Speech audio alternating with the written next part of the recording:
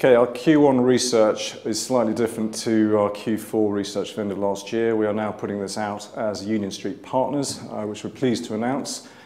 This is a joint venture initiative with Tuckerman, whereby we've set up an office on the South Bank, which we believe will give us a better scope to provide clients with the service they require in that particular market.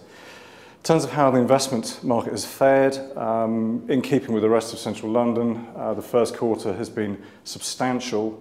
Much of this was made up of the more London deal which St Martin's purchased. In its own right, that deal was worth 1.7 billion sterling.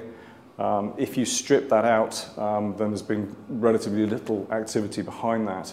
But I think that is not a negative. Certainly last year we saw 1.3 billion transacted over the year, which was a record for South Bank.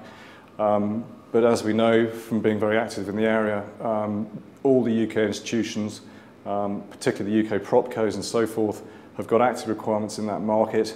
And it's easy to see why. It's got great growth prospects in terms of rental growth. It's also fundamentally an undersupplied market, so availability is very tight.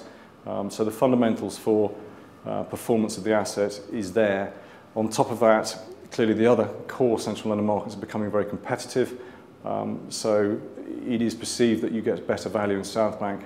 However, with the amount of capital in the market, we are seeing the South Bank obviously being populated by the overseas capital, which again is challenging UK institutions head on. As we move through the year, we see this continuing to happen. The UK institutions are looking very keenly at that market, and we have a number of initiatives ongoing at the moment where we are trying to identify stock. But with a market which is 20 million square feet, it is quite a challenge.